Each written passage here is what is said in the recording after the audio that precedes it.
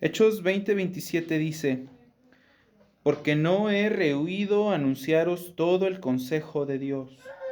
Por tanto, mirad por vosotros y por todo el rebaño en el que el Espíritu Santo os ha puesto por obispos para apacentar la iglesia del Señor, la cual él ganó por su propia sangre. Esta es una de las preocupaciones y de las cosas que cargan mi corazón respecto a ustedes. Cuando yo era más joven, oraba al Señor y le decía: Señor, si tú me vas a dejar ir a algún lugar, solamente no permitas que yo estorbe lo que tú haces. Y esa fue mi oración por mucho tiempo. Y lo sigue siendo hasta ahorita. Pero lo que le carga mi corazón específicamente es la parte del versículo 27 donde dice: no he rehuido anunciaros todo el consejo de Dios. Todo el consejo de Dios. Hay cosas de la Biblia que pueden ser un poco difíciles de aceptar, especialmente para nuestra cultura malvada. Pero es mi deseo que ustedes conozcan todo el consejo de Dios. Por eso aquí en Buen Pastor nosotros hacemos libros de series de libro por libro o de versículo por versículo, en lugar de hacerlo por temas, ¿no? Como lo está haciendo en otros lados, que hoy vamos a hablar acerca de cómo hacer esto o de lo que el Señor dice acerca de aquello. Nosotros aquí lo hacemos así, sistemáticamente, porque eso asegura que yo pueda decirles todo lo que la Biblia de verdad dice. Y en el contexto en el que la Biblia lo dice, y en el contexto no nada más del cachito que estamos leyendo, sino en el contexto del libro entero. Para mí, lo más importante es que ustedes reciban la palabra de Dios. Y esa ha sido una de mis prioridades en estos 2 años que llevamos, que por cierto, en 3 días hacen los 2 años que estamos aquí. Bien rápido, ¿verdad? Entonces, pues así es. Ayer hablaba con un hermano también y le decía acerca de lo que hacemos aquí en Buen Pastor y me dijo: ¿qué han estudiado? Y le dije: pues el bautismo, Marcos, el sermón del monte. Y me dijo: ¿y ya? Y yo: sí. Y me dice: va bien despacito. Y yo: pues no vamos tan despacito, pero sí es mi intención que ustedes tengan todo. Y no es mi intención que ustedes tengan un sermón donde ustedes estén entretenidos y se vayan así motivados como si tuviéramos una sesión de coaching. Esa no es la idea. La idea es que ustedes escuchen lo que Dios ha dicho y en el contexto en el que Dios lo ha dicho. ¿Sale? Entonces, pues esa es mi intención. Dicho esto, nosotros vamos a empezar una serie de estudios basada en el libro de Gálatas, la carta a los Gálatas. Entonces, yo te animo que en esta semana tú puedas estudiar Gálatas. Si no la estudias, pues que la leas de a perdida. Gálatas es una carta que ha sido muy buena para la iglesia a lo largo de la historia, desde que se escribió hasta ahorita. Y hoy no vamos a tocar un texto específico, simplemente quiero como dar la introducción a lo que Gálatas es. Como dije, Gálatas es un libro muy importante. Posiblemente es el primer documento del Nuevo Testamento que se escribió después de que el Señor Jesús se fue. Entonces, nació en una circunstancia muy específica de muchos problemas, pero como es costumbre con el Señor, Él toma algo malo y lo hace para nuestro bien, o lo transforma en algo bueno para nosotros. Así que estamos probablemente delante del primer documento del Nuevo Testamento. Lo escribió el apóstol Pablo, y en uno de los comentarios que leí para preparar este escrito dice lo siguiente. Quizás esto pique tu apetito un poquito por la carta de los Gálatas. Dice: la epístola a los Gálatas ha sido una de las fuentes más claras de la verdad evangélica desde que la Biblia fue puesta en las manos del pueblo. Antes la Biblia no estaba disponible en nuestro idioma. Por ahí de los 1500, 1400, cosas así. La iglesia estaba escrita. La iglesia leía la Biblia en latín, había solo traducciones en latín o griego o hebreo. Y para personas como nosotros que no hablan ninguna de esas cosas, pues la Biblia era algo difícil de accesar. Pero desde que se puso en el idioma de la gente, pues la Biblia ha sido un tesoro, y especialmente la carta de los Gálatas también. Entonces, siendo este un documento importante, debemos estudiarlo con mucho cuidado y como se debe. Para eso el contexto es importante, así que yo te animo a ir a la carta de los Gálatas conmigo y vamos a estar brincando de texto a texto en la carta de los Gálatas, porque otra vez no es mi intención como que estudiemos un texto específico de aquí, sino que tengamos una visión general de lo que la carta se trata. ¿Estamos bien? Entonces, vamos a empezar con el contexto. La carta a los Gálatas, como dice ahí el versículo 1, dice Pablo, apóstol, no de hombres ni de hombres, sino por Jesucristo y por Dios, el Padre que lo resucitó de los muertos, y todos los hermanos que están conmigo, a las iglesias de Galacia. Entonces nosotros ahí tenemos el autor de la carta, que es el apóstol Pablo, y nosotros tenemos los destinatarios de la carta también, que son todos aquellos que están en las iglesias de Galacia. Galacia, otra vez, no es una ciudad, es una región. En los días de Pablo era una región bastante grande del Imperio Romano. Y el apóstol Pablo es este personaje que después de encontrarse con el Señor Jesús resucitado y después de ser escogido por el Espíritu Santo como apóstol, pues realizó 3 viajes misioneros. En estos viajes misioneros él se dedicó a establecer iglesias, a predicar el evangelio y a establecer ancianos o pastores que se dedicaran al cuidado de las iglesias. Los viajes del apóstol Pablo están por ahí de Hechos del capítulo 13, también empezando creo desde el 14 hasta el 14:23. Ahí se nos narran partes de los viajes de Pablo, especialmente donde él viaja por unas ciudades que se llaman Antioquía, Listra, Iconio y Derbe. Esas 4 ciudades están en las regiones de Galacia. Entonces, nosotros podríamos ya concluir que el apóstol Pablo está escribiendo a las iglesias que están en esas ciudades, por lo menos, tal vez otras. Algunas personas discuten mucho sobre si los Gálatas eran una región del Imperio Romano o se está hablando de un grupo étnico en particular. Algunos conocen eso como Galacia del Norte o Galacia del Sur.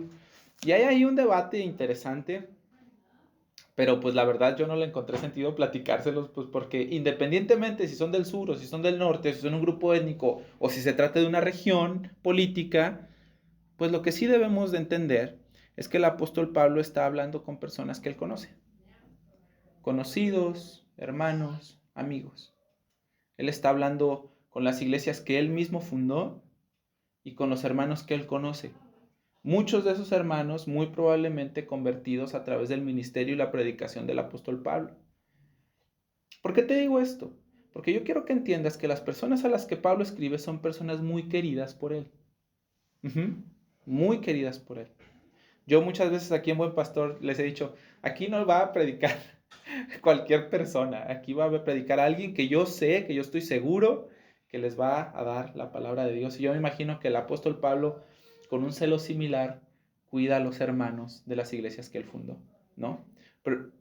Procurando que ellos escuchen verdaderamente el evangelio y la palabra de Dios. Eso es lo que sí quiero que notemos. ¿Sale y vale? Él está hablando con convertidos suyos, por decirlo de algún modo. Y una cosa más es que siendo ellos convertidos del apóstol Pablo, pues me imagino que él está muy preocupado por la salvación de ellos y por su vida cristiana y porque caminen agradando al Señor.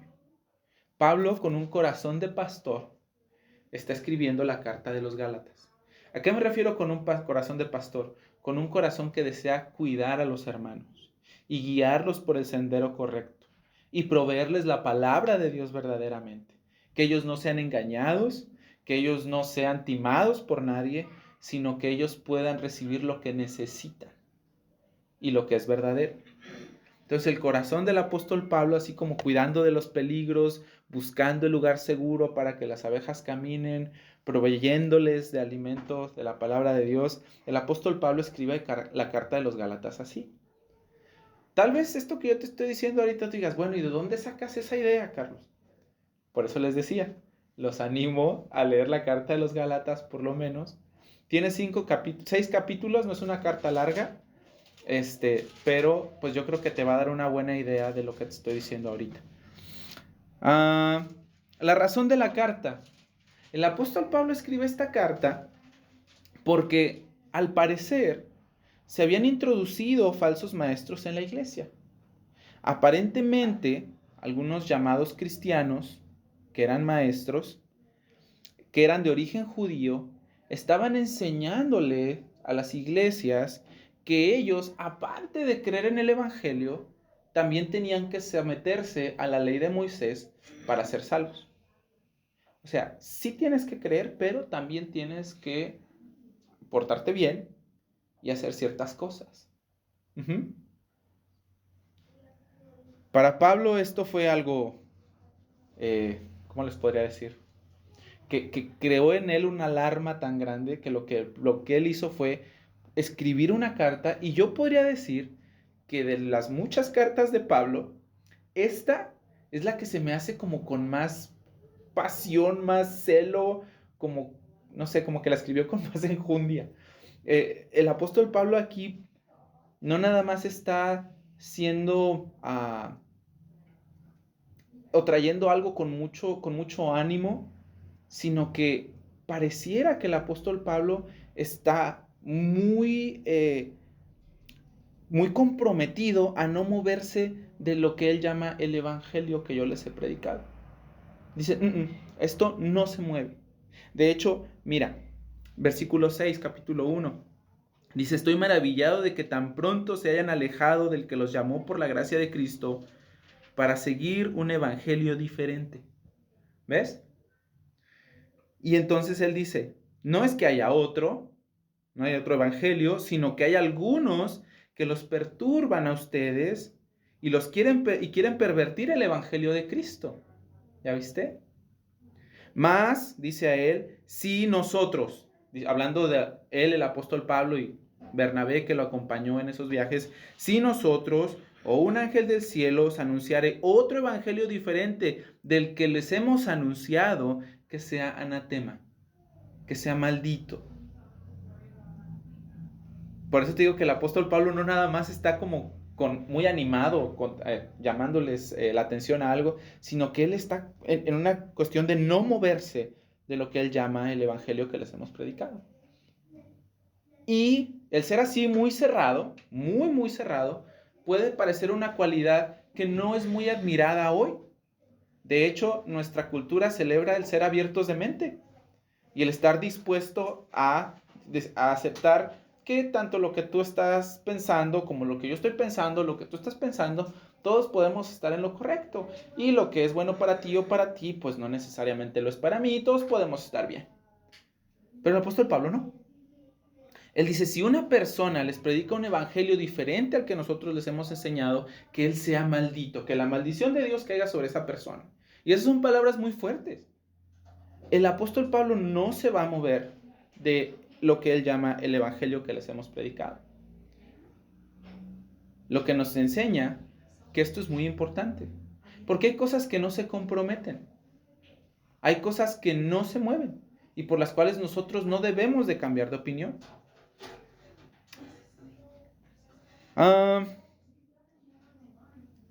Los cristianos de Galacia, así se llama esta región del Imperio Romano, se llama Galacia, estaban siendo presionados por los judíos, cristianos de origen judío, para circuncidarse, para obedecer la ley de Moisés y para practicar las costumbres judías. A ese grupo de personas, este tipo de maestros que dicen, sí, tienes que aceptar a Jesús, pero también tienes que hacer estas otras cosas, la Biblia los llama judaizantes. ¿Ok? Entonces ahí están los judaizantes. Y mira más o menos lo que ellos querían enseñar. Capítulo 1, versículo 7. Dice ahí que ellos quieren pervertir el evangelio de Cristo, contaminarlo. No se los dan puro, sino que le ponen algo más. Ellos están alterándolo. Capítulo 4, versículo 17, si quieres ir conmigo. 4:17 dice, tienen celo por vosotros, pero no para bien, sino que los quieren apartar de nosotros para que ustedes tengan celo por ellos. El apóstol Pablo dice, mira, ellos no, en realidad no los están amando, ellos simplemente los quieren apartar de Bernabé y de mí para que ustedes los sigan a ellos. El capítulo 4, el versículo 21 también dice: díganme los que quieren estar bajo la ley, ¿no han oído la ley? ¿Te das cuenta? Los que de ustedes quieren estar debajo de la ley. O sea, los que de ustedes quieren decir sí, Cristo, pero también tenemos que obedecer todo lo que la ley dice. Ustedes que quieren estar bajo la ley, ¿no han oído lo que la ley dice? Entonces, lo que nosotros podemos entender es que estos maestros están enseñándoles que ellos deben de cumplir la ley de Moisés como si fueran judíos. El 5.2 también dice lo siguiente: he aquí yo, Pablo, les digo que si se circuncidan, de nada les aprovechará Cristo. ¿Ves? Otra vez están ahí forzando a los hermanos a circuncidarse aquí en el capítulo 5, versículo 2. Y en el 6, del 12 al 13, dice lo siguiente: todos los que quieren agradar en la carne, estos los obligan a que se circunciden solamente para no padecer persecución de la cruz, a causa de la cruz de Cristo. Porque ni aun los mismos que se circuncidan guardan la ley, pero quieren que ustedes se circunciden para gloriarse en ustedes. ¿Ya viste? O sea, aquí están estas personas obligando o forzando a los cristianos que no son judíos a comportarse como si ellos estuvieran convirtiendo al judaísmo. Ajá. Y es que, pues sí hay alguna cosa ahí medio extraña, y me imagino que para la iglesia primera ha de haber sido muy difícil esta situación, porque el cristianismo nace del judaísmo. Uh-huh. Entonces, en la lógica de ciertas personas pudo haber tenido sentido de que, bueno, sí, todo eso está bien, pero eso es una añadidura al judaísmo, podrían ellos haber pensado, no lo sé, estoy suponiendo aquí. Pero ellos estaban actuando así. Ahora, aparentemente también estaban atacando la autoridad de Pablo como apóstol. Porque, si ustedes leen el capítulo 1 nuevamente y el capítulo 2, el apóstol Pablo presenta una defensa muy específica acerca de las razones por las cuales él sí es un apóstol auténtico.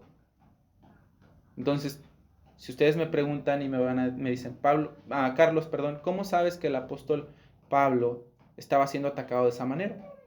Yo les respondería, bueno, pues porque eso tiene completo sentido con la defensa. Si alguien se está defendiendo diciendo que no se robó un carro, ¿de qué lo están acusando? De haberse robado un carro, ¿cierto? Entonces, si él aquí está defendiendo la autenticidad de su apostolado, ¿cuál es la razón? Lo más probable es que aquellos que querían apartar a las iglesias del evangelio de Pablo estaban diciendo que su apostolado no era legítimo, y entonces podían socavar mejor el evangelio que Pablo enseñaba. Debido a esta circunstancia problemática, nosotros podemos observar entonces que el tema principal de Gálatas es la justificación por la fe. No que nosotros somos justos delante de Dios por la fe y nuestras obras, sino que nosotros somos justos delante de Dios solamente por la fe, solamente a través de Cristo y solamente por gracia. De hecho, el apóstol Pablo nos enseña aquí en la carta de los Gálatas que la ley no es útil para salvar a alguien. La ley no puede hacerlo. Mira lo que dice el capítulo 3, el versículo 10. Dice: porque todos los que dependen de las obras de la ley están bajo maldición. ¿Ves? No bajo salvación, sino bajo maldición, pues escrito está: maldito todo aquel que no permaneciere en todas las cosas escritas por la ley. Escritas en el libro de la ley para hacerlas. Y que por la ley ninguno se justifica para con Dios. ¿Ya viste? Eso, dice él, es evidente porque la palabra de Dios dice: el justo por la fe vivirá. Entonces, este es el gran problema que Pablo tiene con los judaizantes. Los judaizantes dicen: sí, tienes que tener fe, pero también tienes que hacer X, Y, Z. Y Pablo dice: no, la salvación es solamente por la fe, sin las obras de la ley. Viene solamente por medio de la fe y viene solamente por la gracia de Dios. Entonces, sin ir más lejos, nosotros podemos decir que la carta de los Gálatas fue el medio que Dios usó para hacer tres cosas. Lo primero fue mantener la pureza del Evangelio. La segunda fue proteger a las iglesias de los falsos maestros. Y la tercera, para hacer una clara distinción entre el judaísmo y el cristianismo. Cuando el Señor Jesús vino, Él fue un judío, pero Él nos enseñó cuál era el camino de Dios. El cristianismo y el judaísmo no se mezclan. El judaísmo tiene su salvación basada en guardar la ley. El cristianismo no. El cristianismo ofrece salvación a todos solamente por medio de la fe y solamente por medio de la gracia de Dios. Ese fue el valor que tiene la carta a los Gálatas al inicio de la historia cristiana. En nuestra historia más reciente, Gálatas también ha tenido un papel bien importante a favor de la iglesia. En otro momento de la historia del cristianismo, por ahí de 1521, sucedió lo que nosotros conocemos como el movimiento de la Reforma Protestante. ¿Habían escuchado eso alguna vez? ¿Sí? ¿Habían escuchado de Martín Lutero? Sí, bueno, excelente. Bueno, de hecho, el 31 de octubre acaba de pasar el Día de la Reforma. El 31 de octubre de 1521, en la iglesia de Wittenberg, en Alemania, Martín Lutero clavó lo que llamaron sus 95 tesis. Esas 95 tesis tenían las ideas de Lutero contra los abusos que cometía la Iglesia Católica Romana. La Reforma Protestante se llevó a cabo por varias razones, pero yo creo que las dos que influyeron más fue la corrupción de la Iglesia. En la Iglesia en la Iglesia Católica Romana se estaban haciendo cosas que no se debían. Por ejemplo, la Iglesia Católica Romana siempre ha dicho que los sacerdotes deben de ser célibes. Es decir, ellos no deben de casarse, ni de tener novia, ni nada. Pero los sacerdotes tenían sus concubinas y Martín Lutero dice, ¿qué pasó? A ver, ¿qué está sucediendo? Y había muchas otras cuestiones de abuso. Aparte de eso, la Iglesia Católica empezó a inventarse algo que se llama purgatorio. Y digo inventarse porque no hay evidencia en las Escrituras acerca del purgatorio. Ellos basan su doctrina del purgatorio en un solo versículo. Y yo les he dicho muchas veces que las doctrinas bíblicas no se basan en un versículo, sino en toda la Biblia, ¿verdad? Por eso las llamamos bíblicas, porque están en toda la Biblia, no solamente en un lugar. Entonces, se empezaron a inventar la idea del purgatorio. Y en el purgatorio, ¿quiénes estaban? Bueno, estaban las personas que no eran lo suficientemente buenas para ir al cielo, pero no eran así tan malas como para irse al infierno. De hecho, el Catecismo de la Iglesia Católica Romana dice hoy que el purgatorio es una purificación final de algunas personas para poder más tarde llegar al cielo. ¿Una purificación de qué? Bueno, ellos dicen, ellos sí han sido purificados, pero no completamente. Ellos no se han apartado completamente de su pecado, entonces necesitan un poquito más para purificarse. En el tiempo de Lutero, cuando empezó a circular esta cuestión del purgatorio de manera muy fuerte, también se empezaron a vender indulgencias. Y las indulgencias, básicamente, su función, esto dice el Catecismo de la Iglesia Católica hasta hoy, suprimen completamente la pena que se debía pagar por los pecados en el purgatorio. Y de hecho, también en el día de hoy, como en el día de la Reforma, puedes ir a cualquier iglesia, aquí a San Lorenzo o a la del centro o la que quieras, a obtener una indulgencia también. Bueno. ¿Sí existe el purgatorio? No, el purgatorio no existe. No, les decía, no hay evidencia bíblica para eso. Ellos se basan en un solo versículo y eso es lo que ellos creen. Pero no, eso no es una doctrina bíblica. Entonces, al combatir el error, los reformadores comenzaron a luchar contra esta enseñanza de que tú podías ser salvo portándote bien. Y si no eras salvo portándote bien, había cierta manera de poderte hacer llegar al cielo. Podrías comprar tu indulgencia o podrías donar ciertas cosas, pero había un montón de sacramentos, ritos, costumbres y ceremonias fuera de la Escritura, fuera de la palabra de Dios, que la Iglesia romana, católica romana, decía que podías hacer para que entonces tú fueras aceptable delante de Dios y pudieras estar en el cielo. Ajá. Lutero, al comenzar el movimiento de la Reforma, hizo de Gálatas una de sus fuentes comunes de enseñanza.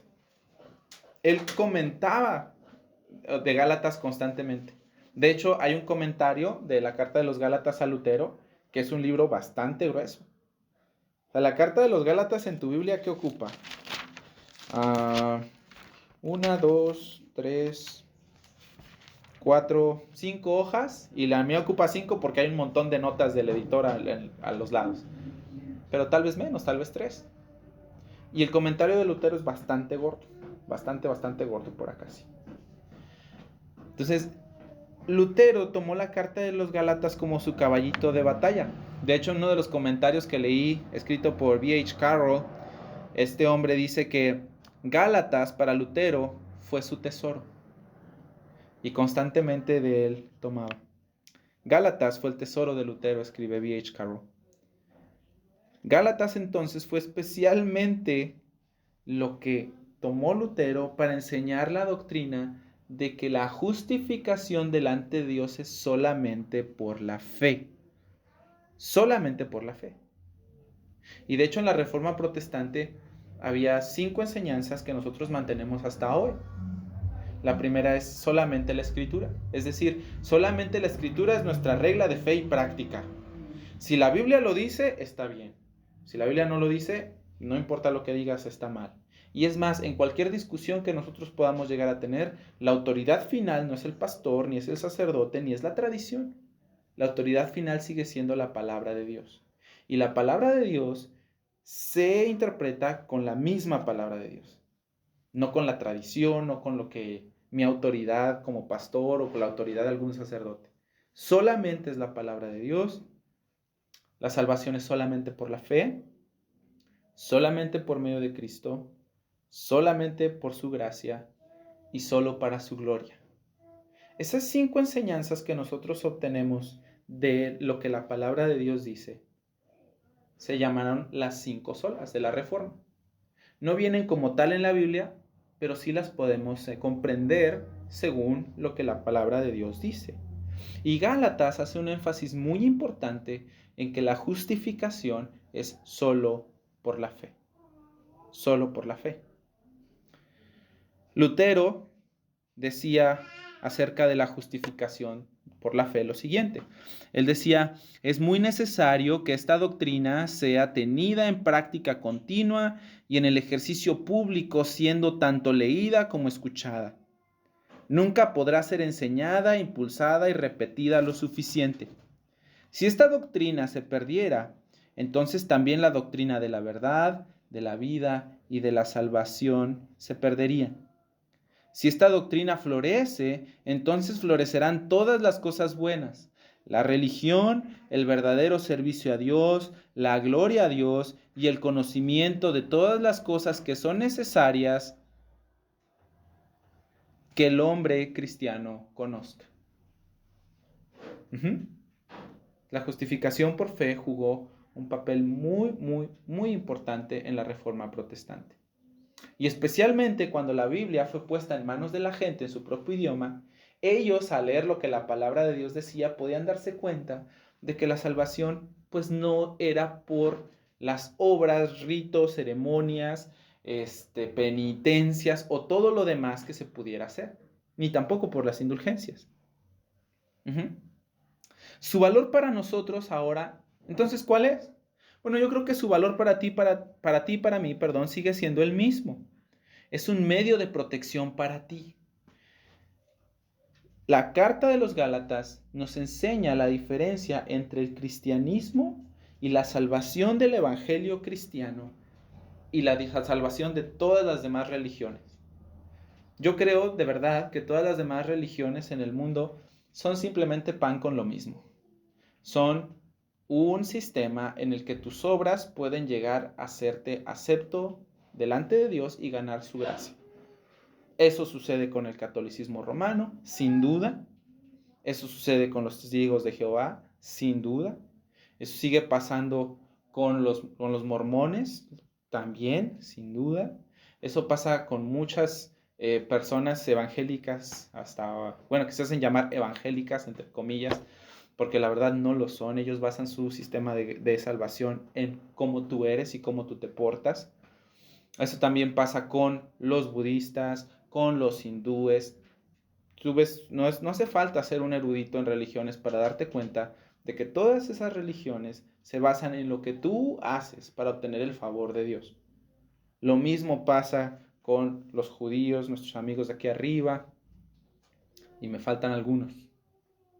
Los musulmanes. Los musulmanes es igual. Tiene que ver con tu conducta, lo que tú haces, cómo te portas, lo que tú haces, tus obras, para que entonces tú puedas ser acepto delante de Dios. Entonces, Gálatas nos enseña cómo debe ser el Evangelio y la pureza del Evangelio, nos protege contra el error de las falsas enseñanzas, nos protege contra los falsos maestros y sobre las religiones que, como los judíos del primer siglo, basan todo su sistema de religión en obras. Todas están basadas en lo mismo, todas. Para nosotros entonces sigue siendo muy, muy, muy valiosa. Ahora, yo también quiero decirte algo acerca de Lutero. Y con este punto que todavía falta un poquito, pero con esto quiero terminar. Esto es lo último que quiero platicarte. Yo quiero decirte lo que Lutero personalmente obtuvo de Gálatas. Porque eso es también lo que tú puedes obtener. Primero lo que tengo que decirte es que Lutero era católico. De hecho, se hizo monje porque un día cayó un rayo cerca de donde él estaba. Y él sabía que él era tan mala persona que si no se convertía en un monje y se dedicaba completamente a Dios, él sentía que Dios iba a mandar otro rayo, que esta vez sí lo matara. Lutero sabía de cómo era él y Lutero tenía mucho miedo de Dios. Él se hizo católico romano, se convirtió en monje, un monje agustino de hecho, pero tú podrías pensar que tal vez el hacer eso le trajo cierta paz.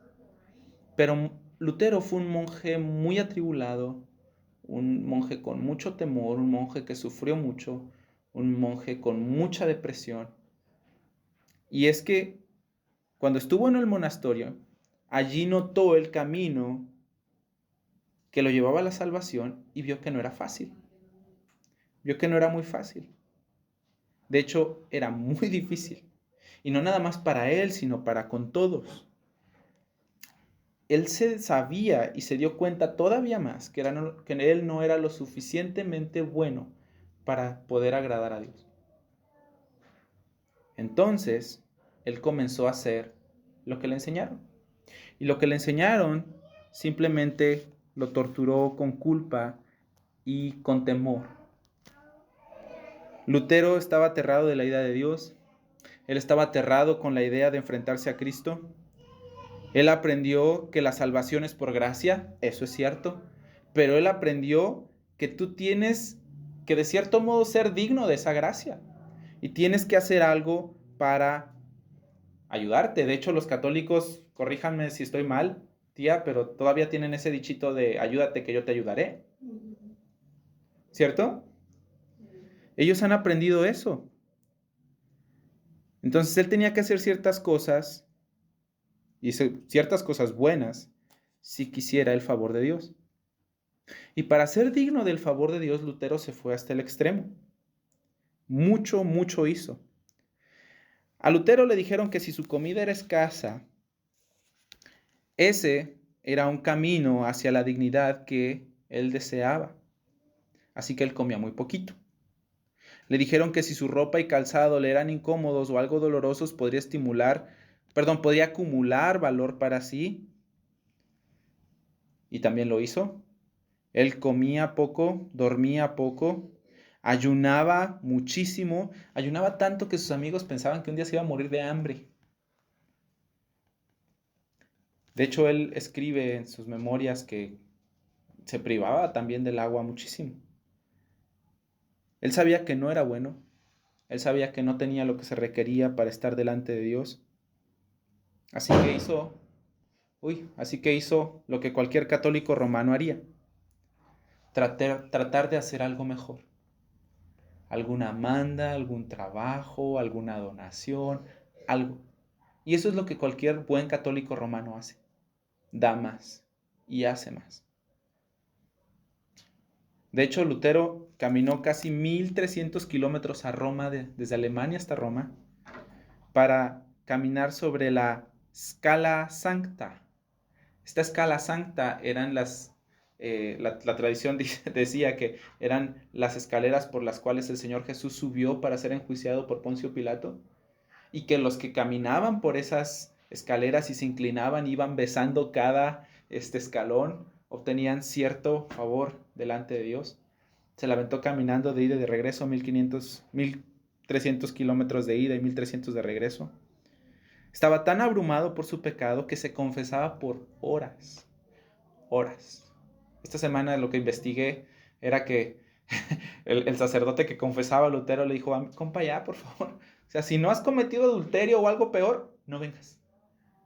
Porque estaba confesándose constantemente, horas y horas y horas.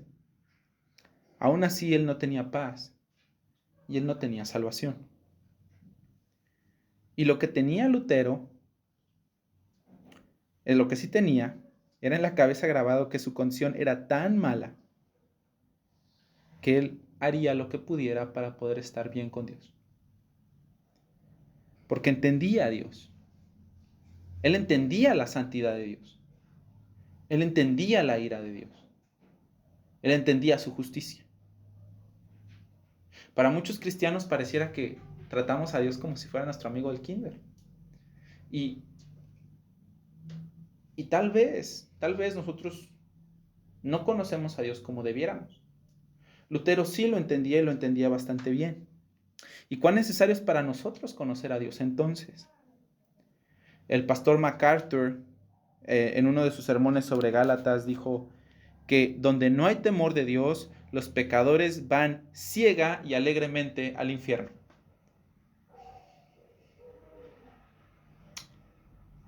Creo que estas palabras del pastor MacArthur son dignas de que las repita. Donde no hay temor de Dios, los pecadores van ciega y alegremente al infierno. Y eso creo que es verdad.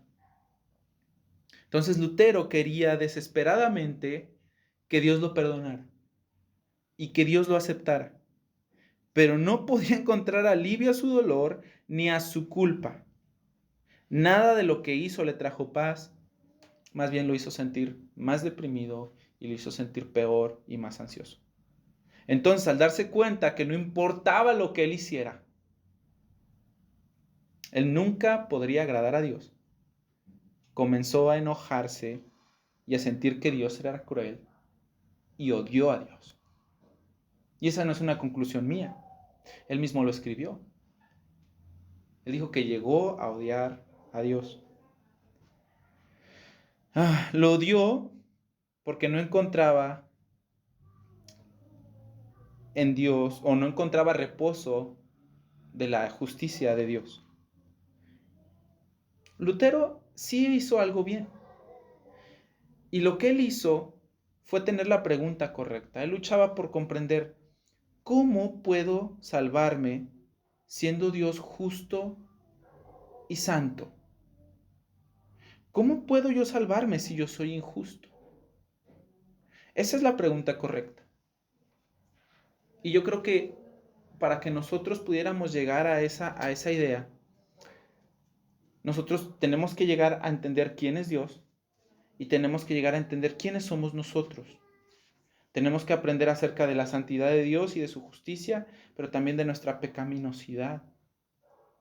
Porque si algo tenemos ahorita en nuestra sociedad occidental, es que llegamos a cambiar tanto de las injusticias que se hacían antes, que ahora llegamos a pensar que somos buena gente. El versículo con el que Lutero luchaba está en Romanos 1:17. ¿Puedes acompañarme conmigo, por favor, ahí? Romanos 1:17. Dice así: porque en el Evangelio la justicia de Dios se revela por la fe y para fe, como está escrito, mas el justo por la fe vivirá. Esa frasecita, la justicia de Dios, para Lutero era una piedra en la espalda. Era insoportable y no sabía cómo lidiar con eso. Pero Lutero permaneció pensando cómo y permaneció en las Escrituras, que eso también es algo importante de decir. Porque mira lo que él escribió. Al fin, estas son palabras de Lutero, al fin, por la misericordia de Dios, meditando día y noche, presté atención al contexto de las palabras en el Evangelio y aprendí que revelan la justicia que proviene de Dios, la cual es por fe de principio a fin, tal como está escrito, el justo por la fe vivirá. Allí comencé a comprender que la justicia de Dios es aquello por lo cual el justo vive gracias al don de Dios, es decir, la fe.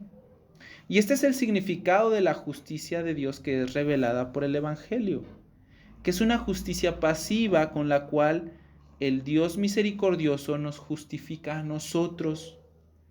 Entonces sentí que había nacido de nuevo, y por completo, y que había entrado en el paraíso a través de puertas que estaban abiertas. Cuando Lutero comprendió que no somos nosotros los que trabajamos para ganarnos el favor de Dios y que Él nos justifique, sino que Dios nos justifica a nosotros por la fe, entonces él comprendió el Evangelio. Lo que muchas personas piensan acerca del Evangelio es que sí tienes que acercarte a Dios, pero tienes que hacer cosas buenas para que entonces tú te ganes su favor y te salve. Gálatas nos enseña que eso no es así. Que la justicia que Dios nos da es por fe y que es un don de Dios, es un regalo, se da por gracia. Solo por la fe, solo por medio de Cristo y solo por gracia. Gálatas 2:16 concuerda muy bien con la cita de Lutero. Déjame leértelo. Gálatas 2:16 dice lo siguiente: sabiendo que el hombre no es justificado por las obras de la ley, sino por la fe de Jesucristo. Nosotros también hemos creído en Jesucristo para ser justificados por la fe de Cristo y no por las obras de la ley, por cuanto por las obras de la ley nadie será justificado. Yo creo que se parecen bastante.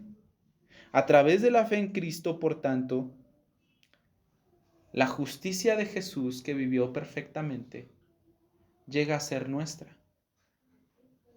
Él que sufrió nuestros pecados y que, como dice Gálatas, fue hecho maldito por nuestros pecados,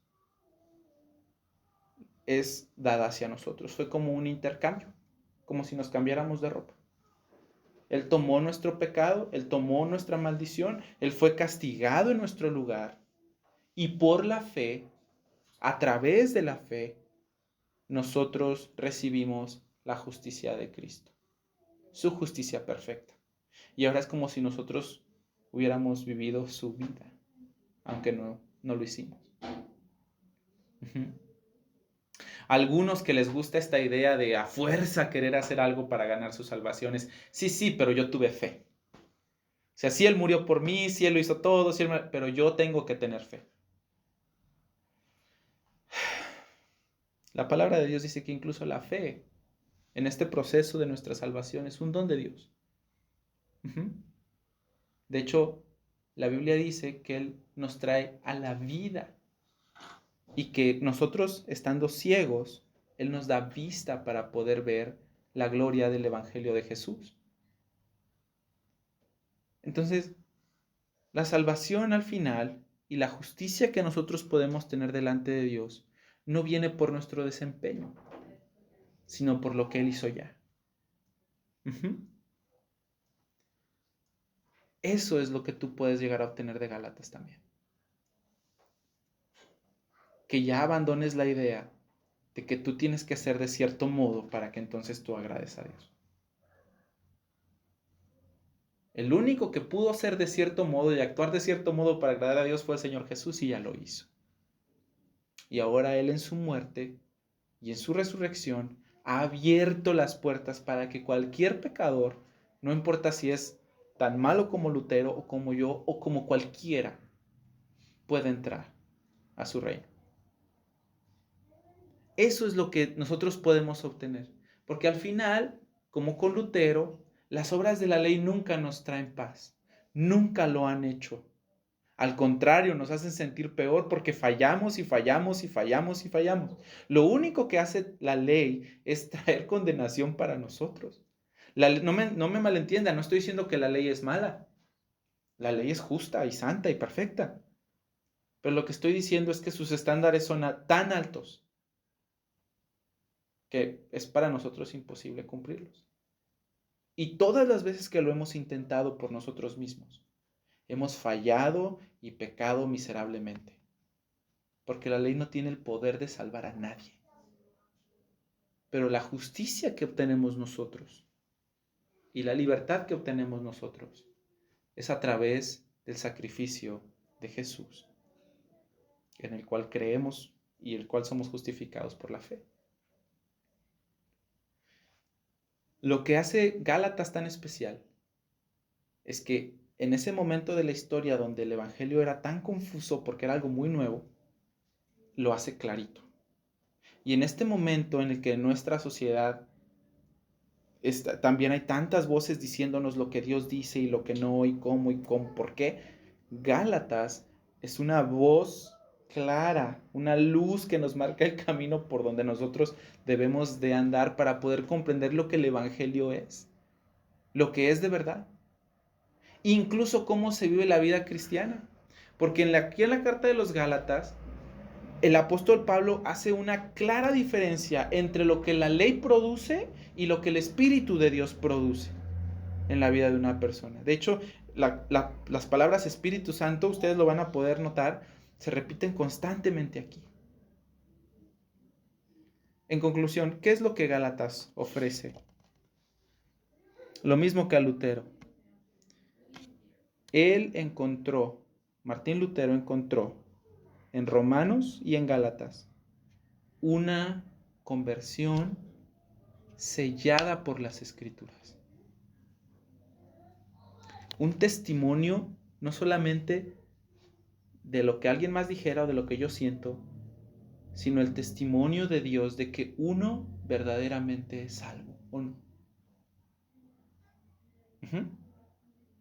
Y qué bendición, y qué tesoro, y qué paz que Dios mismo atestigüe a favor de tu salvación y de mi salvación. Eso es lo que es Gálatas. Es una carta preciosa, es una carta que nos ha ayudado muchísimo. Yo te animo a leerla y eso es lo que vamos a estar estudiando en las próximas semanas. Pues bien.